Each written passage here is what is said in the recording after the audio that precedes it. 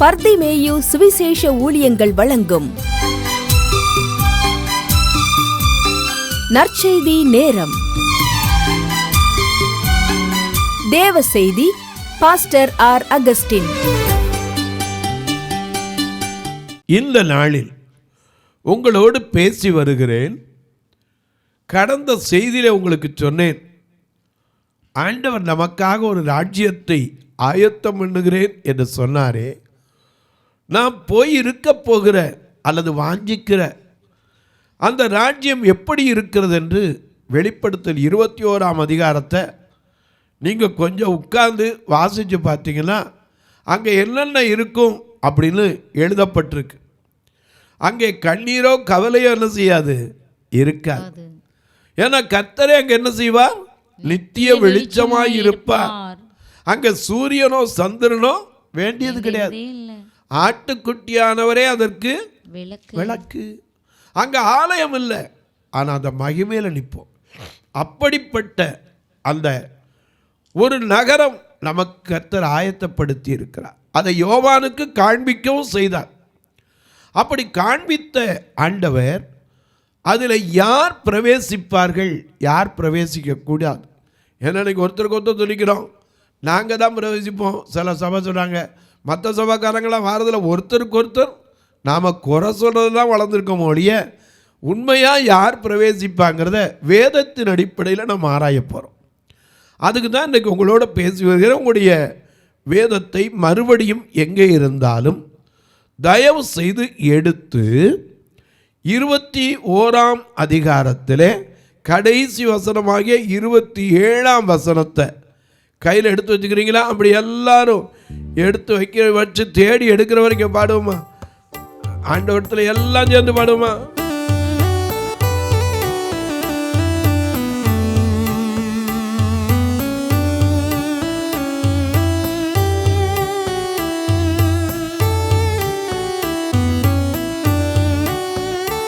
அவர் பரும் நாளிலே என்னை கரமசைத்து அன்பாய் கூப்பிட்டு சேர்த்து கொள்வார். அவர் பரும் நாளிலே என்னை கரமசைத்து அன்பாய் கூப்பிட்டு சேர்த்து கொள்வார். அவர் சமூகமதில் அங்கே அவருடனே ஆடி பாடிய மகிழ்ந்திருவே. அவர் சமூகமதில் அங்கே அவருடனே ஆடி பாடிய மகிழ்ந்திருவே. ஆனந்தமே பரமானந்தமே இது மாபெரும் பாக்கியமே. ஆனந்தமே இது மாபெரும் பாக்கியமே. இந்த பாதளத்தில் சொந்தக்காரவர் எந்த உள்ளத்தில் சொந்தமானா. இந்த பாதளத்தில்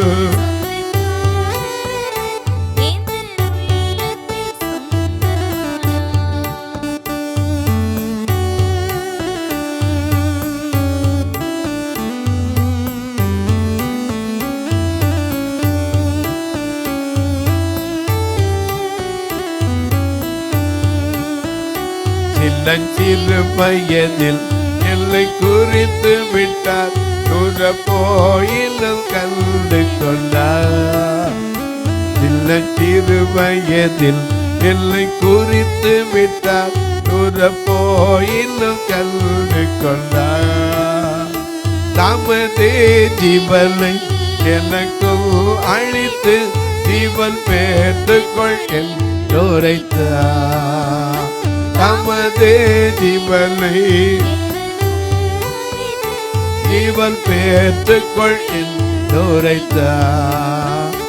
ஆனந்தமே பரமானந்தமே இது மாபெரும் பாக்கியமே.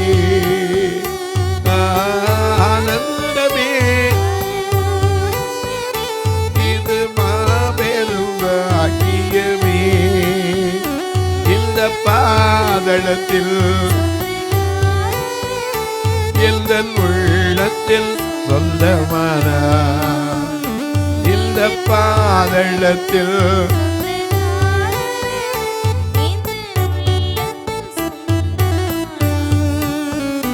மகிழ்வோம் மகிழ்வோம் நில அக மகிழ்வோம் இயேசுராஜன் சொந்தமாகிறார். இந்த பாதளத்தில் சொந்தக்காரர் இந்த உள்ளத்தில் சொந்தமானார். இந்த பாதளத்தில்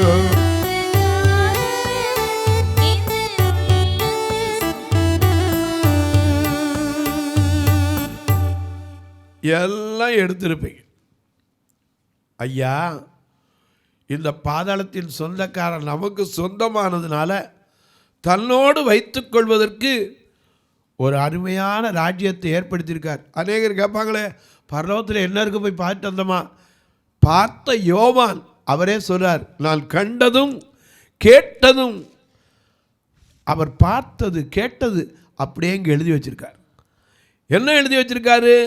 வாசிக்க பார்க்கலாம். 21ஆம் அதிகாரத்திலே ஐயா முதல் வசனத்திலிருந்து கொஞ்சம் வாசிக்க பார்க்கலாம். என்னென்னத்தைக்கு வச்சிருக்காருங்கிறத பார்க்கலாம். பின்பு நான் புதிய வானத்தையும் புதிய பூமியையும் கண்டேன். முந்தின வானமும் முந்தின பூமி என்ன செஞ்சு? ஒளிந்து போயிற்று. சமுத்திரமும் இல்லாமல் போயிற்று. யோவானாகிய நான் புதிய எருசலேமாகிய பரிசுத்த நகரத்தை தேவனிடத்தினின்று பரலோகத்தை விட்டு இறங்கி வர கண்டேன்.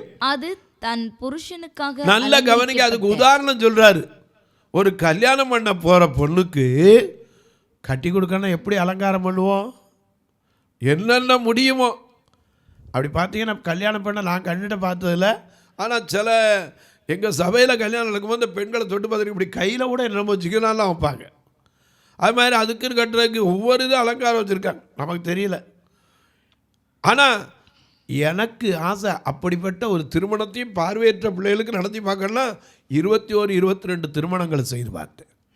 ஏன்னா கண்ணூரியாங்களுக்கு ஒரு கல்யாணமா அப்படிங்கிற கேள்விக்கு கர்த்தர் எனக்கு எவ்வளவோ விடை கொடுத்தார், பதில் கொடுத்தார். இங்கே பார்க்குற ஒரு பெண் அலங்கரிக்கப்பட்டிருப்பா. மணவாட்டினா அதுக்குன்னு ஒரு அலங்காரம் இருக்குது. அன்னைக்கு முழுவதுமே ரோஸ் தான், முள்ளே கிடையாது. எங்கே வேணாலும் விருந்து, எங்கே வேணாலும் வரவேற்பு, எங்கே வேணாலும். அதான் மணவாட்டியின் அனுபவம். இங்கே பார்க்கிறோம், தன் புருஷனுக்கு என்ன செய்யணுமா? தன் புருஷனுக்காக அலங்கரிக்கப்பட்ட மணவாட்டியை போல ஆயத்தமாக்கப்பட்டிருந்தது. மேலும் பரலோகத்தில் இருந்து உண்டான ஒரு பெரும் சத்தத்தை கேட்டேன். அது இதோ மனுஷர்களிடத்தில் தேவனுடைய வாசஸ்தலம் இருக்கிறது. தேவனுடைய வாசஸ்தலம், தேவன் தேவன் தாவணிக்கும் ஸ்தலமே, தமிழ் ஜனத்தாரின் மத்தியிலே. தேவன் தாவணிக்கும் ஸ்தலமே, தமிழ் ஜனத்தாரின் மத்தியிலே.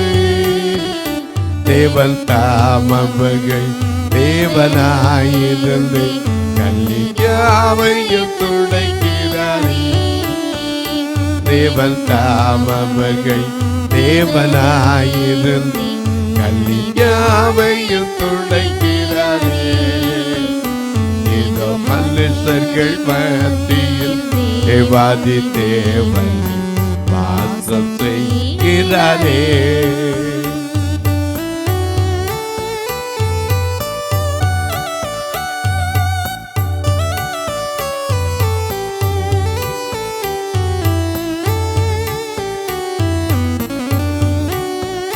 மகிமையிலே பூரணரே, மகா பரிசுத்த ஸ்தலம் அதுவே. மகிமையிலே பூரணரே, மகா பரிசுத்த ஸ்தலம் அதுவே. பெண்களிடுமை சுவிசேஷம் தன்னை கொடி உயர்த்திடுவோம்.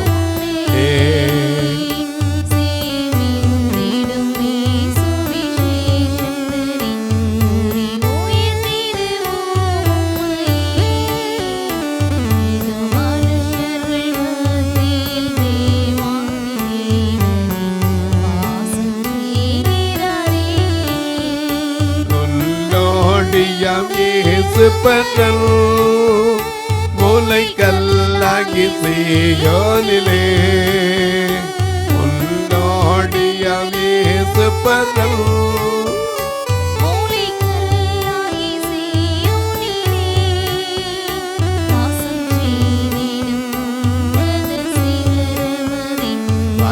ோடு நடுவோம் வாசம் செய்திடும் அந்த சிகரமதை மழையோடு நாடிப்போம் தேவாதி தேவன் வாசம் செய்கிறாரே. திரும்ப வாசிக்க பார்க்கலாம். அது தன் புருஷனுக்காக அலங்கரிக்கப்பட்ட மணவாட்டியை போல ஆயத்தமாக்கப்பட்டிருந்தது. மேலும் பரலோகத்திலிருந்து உண்டான ஒரு ஒலி சத்தம், திரளான ஆரவாரத்தை கேட்டேன். ஒரு பெரும் சத்தத்தை கேட்டேன். சரி, அது இதோ மனுஷர்களிடத்திலே தேவனுடைய வாசஸ்தலம் இருக்கிறது. அவர்களிடத்திலே அவர் வாசமாயிருப்பார். அவர்களும் அவருடைய ஜனங்களாயிருப்பார்கள். தேவன் தாமே அவர்களோடு கூட இருந்து அவர்களுடைய தேவனாயிருப்பார். அது மட்டுமல்ல, அவர்களுடைய கண்ணீர் யாவையும் தேவன் துடைப்பார். நிச்சயமா ஆமென். அந்த பாக்கியம் நமக்கு கிடைக்குமா? கண்ணீரை துடைப்பார். கண்ணீரெல்லாம் துடைப்பார். கல்வழி போல் காப்பார். கண்ணீரெல்லாம் துடைப்பார். கல்வழி போல் காப்பார். கார்மேகம் போன்ற கஷ்டங்கள் வந்தாலும் கனிவோடு உன்னை காத்திடவே. கார்மேகம் போன்ற கஷ்டங்கள் வந்தாலும் கனிவோடு உன்னை காத்திடவே. இயேசு அழைக்கிறார். இயேசு அழைக்கிறார். அவளை உன்னை தன் கரம் நீட்டே. இயேசு அழைக்கிறார்.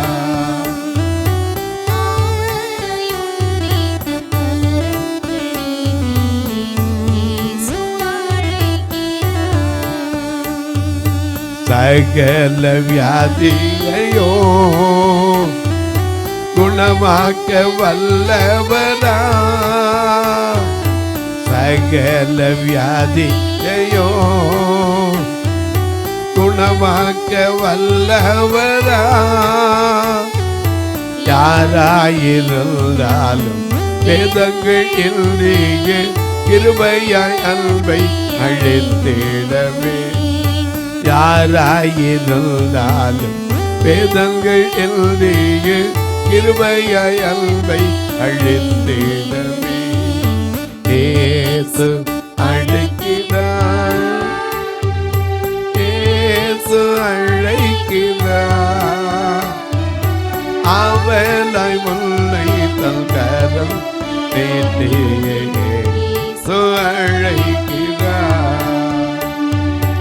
அவளை உன்னை நீட்டியே. இயேசு அழைக்கிறார். ஐயா, அங்கே அவருடைய ஜனமா நாம இருப்போம்.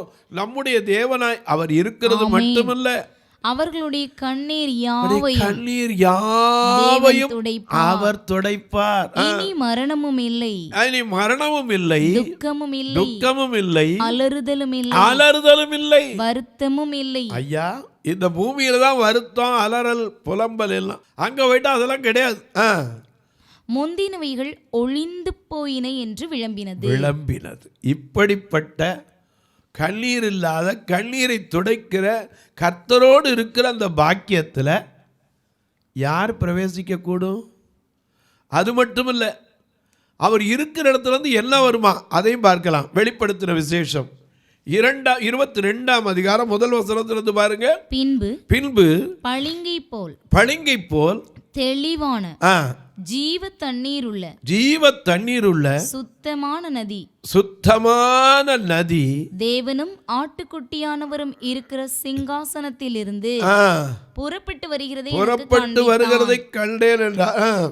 நகரத்து வீதியின் மத்தியிலும் நதியின் இரு கரையிலும் 12 விதமான கனிகளை தரும் ஜீவ விருட்சங்கள் இருந்தது. அது மாதந்தோறும் தன் கனியை கொடுக்கும். அந்த விருட்சத்தின் இலைகள் ஜனங்கள் ஆரோக்கியம் அடைவதற்கு ஏதுவானது. கரையோர மரங்கள் ஏராளமாய் கனி தர வேண்டும் தாராளமாய்.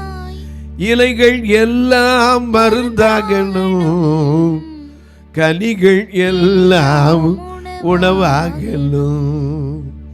ஏன்னா அந்த ஜீவ தண்ணீர் நம்ம பாட்டா அவர் எழுதியிருக்காருன்னு நினைக்கிறேன். நமக்கு எத்தனை அதனுடைய அர்த்தம் தெரிஞ்சு அவர் தெரியும் இல்லையா? அவருக்கு எத்தனை இல்லை நம்ம பாடுறோம்ல, ஜீவ தண்ணீரே ஆவியானவரே வற்றாத நதியாக பாடு போதகரே. ஜீவ தண்ணீரே ஆவியானவரே வற்றாத நதியாக பாடு போதகரே. அருமையா போதகரே, அருமையா போதகரே, வற்றாத ஜீவ நதியாக, வற்றாத ஜீவ நதியாக, ஜீவ தண்ணீரே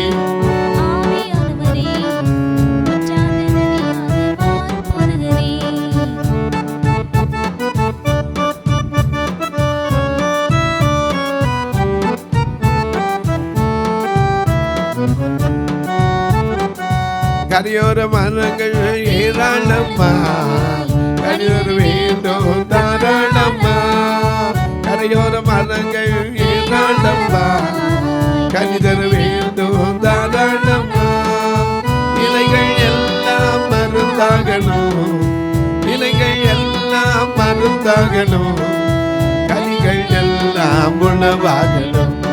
வறுமையா போதகரே, வறுமையா போதகரே, வற்றாத ஜீவ நதியாக, வற்றாத ஜீவ நதியாக, ஜீவ தண்ணீரே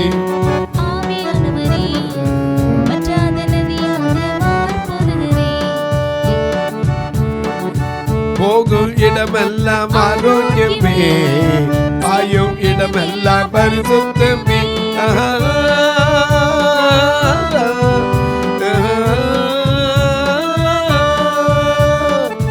போகும் இடமெல்லாம் ஆரோக்கியமே, பாயும் இடமெல்லாம் பரிசுத்தமே. தேடும் இடமெல்லாம் ஆனந்தமே, தேடும் இடமெல்லாம், செல்லும் இடமெல்லாம் செழிப்பதாலே.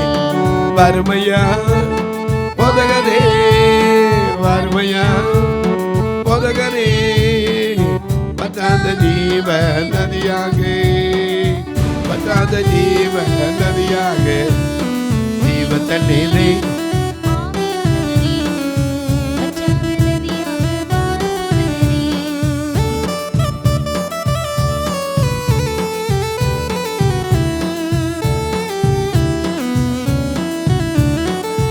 கோடி கோடி மீனவ கூட்டம் ஓடி ஓடி வலை வீசலும்.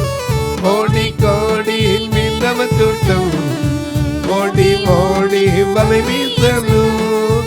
பாடி பாடி மீன் பிடிக்கணும், பாடி பாடி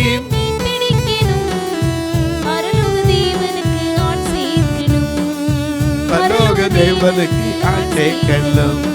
வறுமையா போதகரே, வறுமையா போதகரே, வற்றாத ஜீவ நதியாக, வற்றாத ஜீவ நதியாக, ஜீவ தண்ணீரே ஆவியானவரே வற்றாத நதியாக பாரு போதகரே.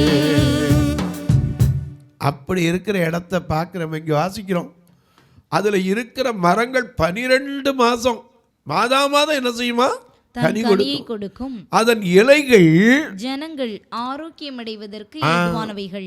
அது மட்டும் இல்ல, இனி ஒரு சாபமும் இராது. அங்க சாபம் கிடையாது. ராஜாதி ராஜா அங்க இருக்கிறார். அங்க எல்லாம் இருக்கு, கனி தர்ற மரம் இருக்கு, தண்ணி. அவர் உட்கார்ந்துருக்க அந்த சிங்காசனத்திலிருந்து ஓடி வருது. அது புறப்பட்டு வர்ற இடத்துலலாம் 12 விதமான மரங்கள். 12 விதமான மரங்களும் மாசம் என்ன செய்யுமா? கனி கொடுக்குமா. அதன் கனியை கொடுக்குமா. அதன் இலைகள் மருந்தா பிரயோஜனப்படுமா, ஆரோக்கியம் அடைவதற்கு. ஏன்னா இன்னைக்கு பச்சளை மருந்து கொடுக்குறாங்கல்ல, இந்த இருந்தால் சாப்பிட்டீங்கன்னா அந்த இலையை போடுங்க போயிடுமா. உதாரணமாக ஒரு சின்ன பிள்ளைக்கு சிறங்கு வந்துக்கிட்டே இருக்குன்னு வச்சுங்க, குப்பைமேனி அரைச்சி வச்சா என்ன செய்யும்? அப்படி காஞ்சி போயிடும். இன்றைக்கி சில நேரம் அம்மை நோக்கி என்ன பண்ணுறாங்க, வேப்பலையை மஞ்சள் அரைச்சி என்ன செய்கிறாங்க கேட்டுறாங்க, குளிர்ச்சிக்காக.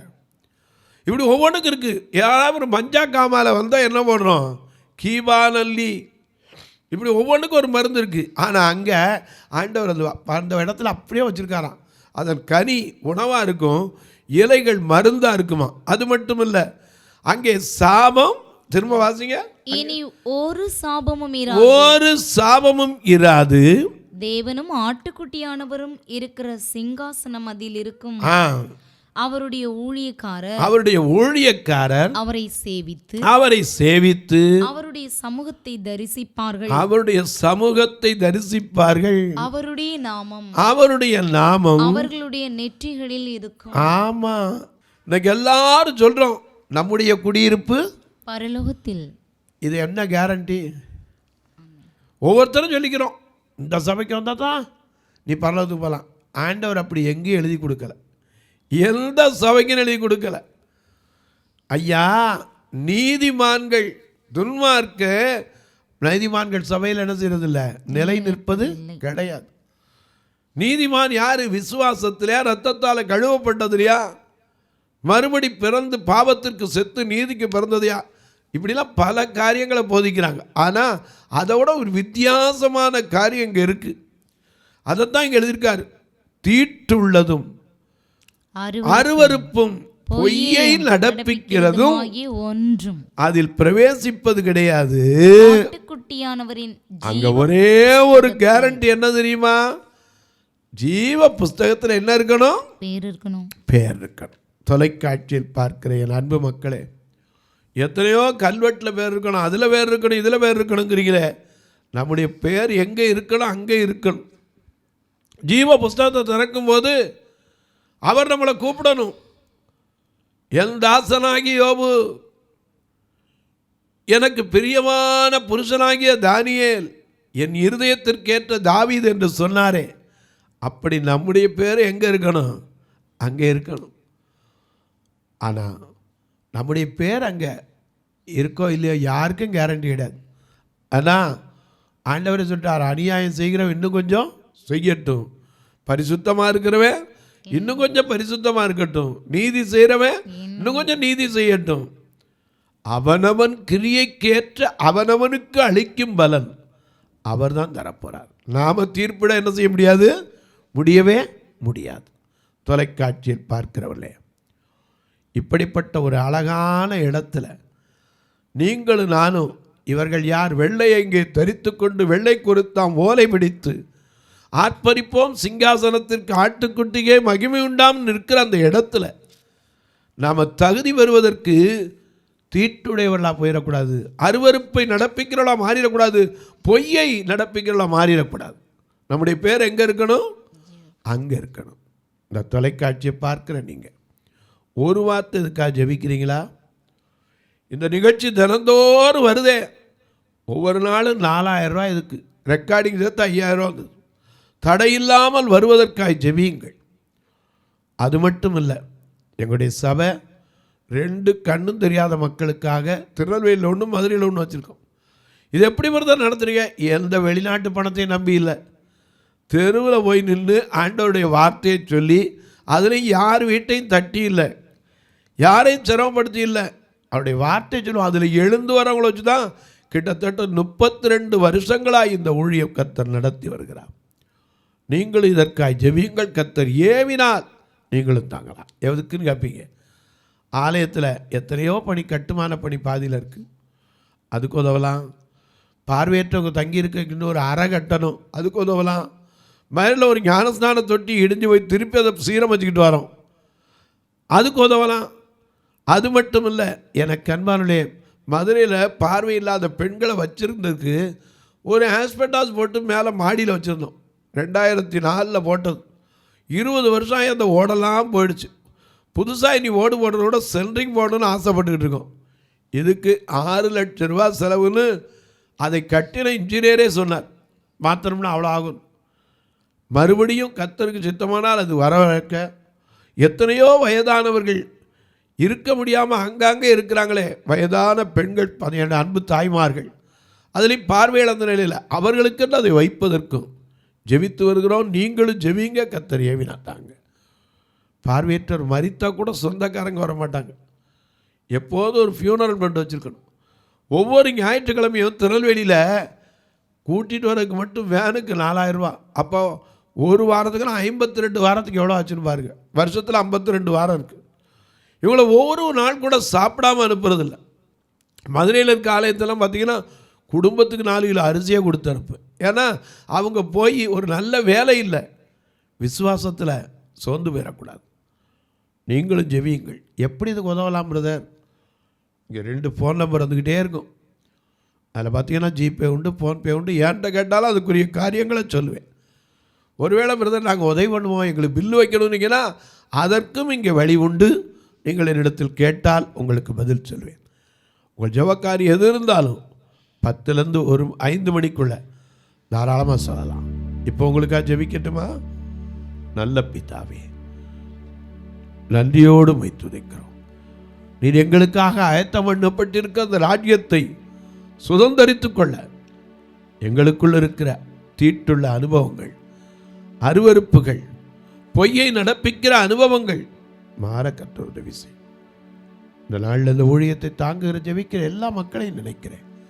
அவருடைய குடும்பங்களுக்காய், பிள்ளைகளுக்காய் ஜெபிக்கிறேன். ஒவ்வொருவருக்கும் நல்ல சுகபலத்தை தாங்க. இந்த நாளில் செய்ய போகிற காரியங்கள், செய்ய நினைத்திருக்கிற காரியங்கள், நெடுநாள் நம்பி காத்திருக்கிற காரியங்கள், நீதிமொழிகள் 16:33 படி சீட்டு மடியில் போடப்படும் காரிய சித்தியோ கர்த்தரால் வரும் என்று சொன்னபடி காரியங்கள் வாய்க்கட்டும். இயேசுவின் நாமத்தில் பிதாவே, ஆமென். சபை ஆராதனை ஞாயிறு காலை 10 மணி முதல் 12 மணி வரை. இடம் பர்திமேயு சுவிசேஷ ஆலயம், அன்னை சத்யா நகர், இளமனூர் அஞ்சல், சக்கிமங்கலம் வழி, மதுரை மாவட்டம். பின்கோட் 625201 மற்றும் பர்திமேயு சுவிசேஷ ஜெப வீடு, flat number 107, Eden garden, Muthur, Tirunelveli. Pincode 627011. சிறப்பு உபவாச கூட்டம் ஒவ்வொரு மாதமும் 2வது சனிக்கிழமை காலை 10 மணி முதல் 1 மணி வரை நாகர்கோவில் YMCA ஹாலில் வைத்து நடைபெறுகிறது. மற்றும் ஒவ்வொரு மாதமும் 4வது சனிக்கிழமை காலை 10 மணி முதல் 1 மணி வரை திருநெல்வேலி புதிய பேருந்து நிலையம் அருகில் உள்ள கிரேஸ் ஹாலில் வைத்து நடைபெறுகிறது. எங்கள் எல்லா ஆராதனைகளிலும் கலந்து கொண்டு தேவனை மகிமைப்படுத்த அன்பாய் அழைக்கிறோம். உங்கள் உதாரத்துவமான காணிக்கைகளினால் இவ்வூழியத்தை தாங்க விரும்பினால் R Augustine, account number 5021364331, IFSC code IDIB 000B066, Indian bank, BP Kulam, Madurai. GPay number 9842181917, BGM ministries மற்றும் 9442559772, பிளைண்ட் மினிஸ்ட்ரீஸ் அகஸ்டின். உங்கள் தொடர்புக்கு பாஸ்டர் ஆர் அகஸ்டின், பர்திமேயு சுவிசேஷ ஊழியங்கள், நாகமலை, புதுக்கோட்டை, மதுரை 625019. தொலைபேசி எண்கள் 9842181917 மற்றும் 9442559772. கர்த்தர் தாமே உங்களை ஆசீர்வதிப்பாராக.